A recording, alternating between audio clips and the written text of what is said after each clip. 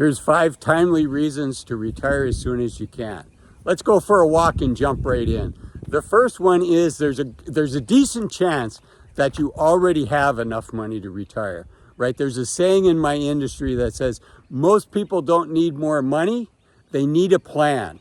They need to know how much money they have. They need to kind of sketch it out and see what it takes, and to do an analysis and say, how much money do we really need to have? And you know, it's only human nature that no matter how much money we have, we keep moving the goalpost. So job number 1 is have a plan, and whether that's you hire a fee-only financial advisor, an accountant, or you do the research yourself, job number 1 is to get a plan and say, how much money do we need to retire? And hopefully you're pleasantly surprised, and hopefully you're either there or you're pretty close to there.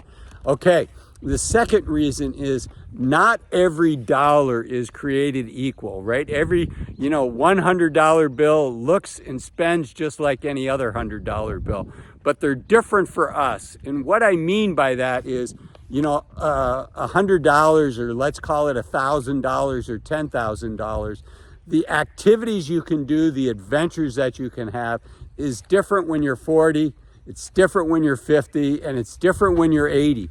And frankly, the adventures you can have now, a lot of these you won't be able to have when you're 75 or 80. Hopefully you'll be able to, but it's called the utility of money.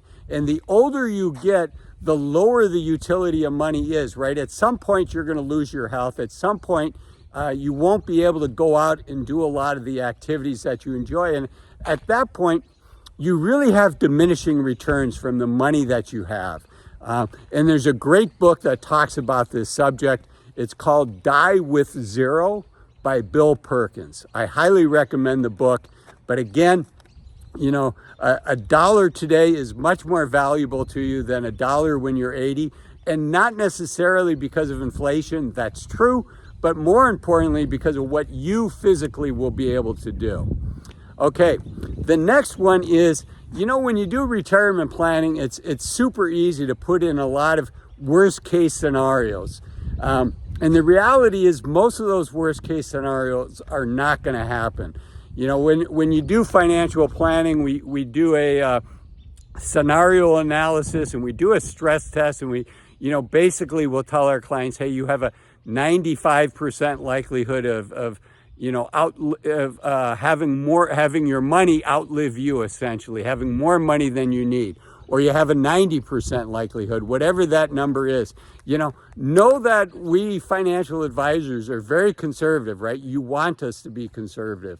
But even like an 80% likelihood of success, that's a pretty high likelihood of success. And, these things aren't cast in stone. These plans are not cast in stone. There's a lot of things that financial advisors don't know, you don't know, and you know what? None of us can know. The biggest of which is, how long are you going to live? When are you going to die? And how good is your health going to be along the way? Those are big, big factors.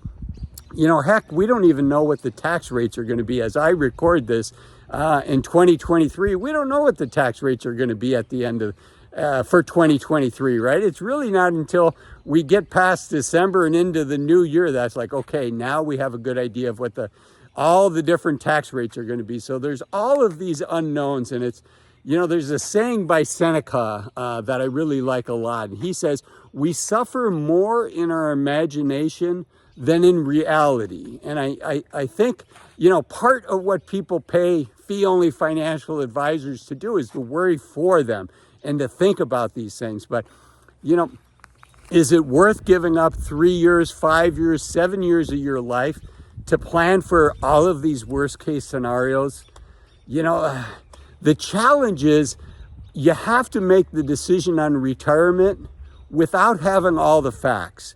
So in many ways, retirement planning and the decision making for when to retire is more like poker than it is like chess, right? In chess, you can, a chess master, I'm not a chess master, but the chess masters out there, they're thinking 10 moves ahead of anybody else. And in poker, they're making decisions with imperfect and incomplete information. And the reality is that's kind of what the decision on when to retire, it's kind of like that for all of us. And you know what? There's always something to worry about. You know, as I record this, there's all kinds of things to worry about in the world. We've got the war in Ukraine. As I record this, there's the debt ceiling debacle that's taking place, that seems to take place every year.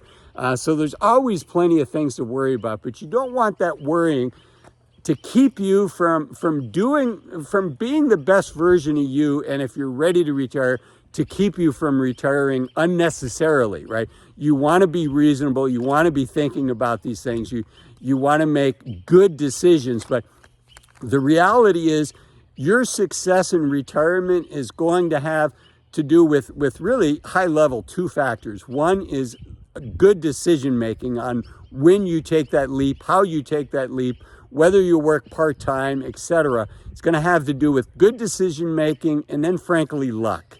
Right? There's something in my industry called sequence of return risk. And if you're unlucky in the first couple of years of retirement, the stock market is down, you know, that's going to put a big dampening effect on the quality of your retirement.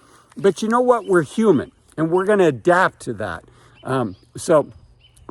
And none of us know if, you know, what the next 2 years are going to look like in the market. I think a classic example is what we just went through recently, right? At the end of 2018, a lot of people were saying, boy, the stock market's really overvalued. And then the very next year, 2019, the market put in almost a 30% return. I think it was like 28% in 2019. And then COVID happened. And it's like, oh, you know, if you had the misfortune of retiring in December of 2018, or let's say December of 2019, even better, you lived through the quickest drop in stock market history. But you know what? At the end of the year, the stock market was up almost 20%. And then the following year, the stock market was up over 25%. And so I share this just to say none of us have a crystal ball. You're always going to face sequence of return risk. But I don't think that's a reason to say I'm not going to retire. Okay, so that's another one. The fourth one I've already talked about, which is us financial advisors are super conservative. So take that into consideration as well. You know, is 80% likelihood of success good enough? Nobody can make that decision for you except for yourself. But you know what? 80%, would I give up 5 years of my life to go from 80% to 90% or 95%? For me personally, this is not financial advice. The goal of these videos is just to give you education, for you to look things up yourself, or to say, you know what, I do want to work with a fee-only financial advisor. But for me personally, would I give up 5 years of retirement to go from 80% to 95% likelihood of success? I wouldn't. But that's me. We're all different, and I'm married, right? So it's very important that my wife agrees with that as well. Okay, I'm going to keep going, but before I get to the next one, as the kids say, thumbs for like and subs for love and comments for me. I love reading your comments. So if you're enjoying this video, do me a favor, give me a quick like. It really does help the algorithm find other people that this video can help. Okay, let's keep going.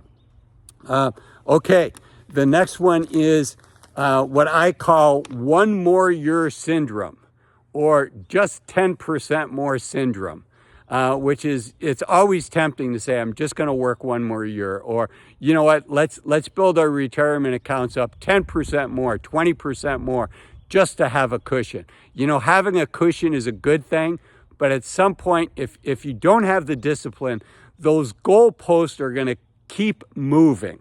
So you want to be careful. You don't want to give up the best years of the youth of your senior years unnecessarily. Okay, and then if you're willing to invest some time, I'm going to leave you with 3 books that I think are super important. The first book is called Die with Zero by Bill Perkins. The second book is called The Psychology of Money by Morgan Housel. And then the third book is called Strength to Strength by Arthur Brooks. I highly recommend all of those. I also recommend this video up here that talks about average income in retirement, and this video down here that talks about 5 reasons to retire as soon as you can.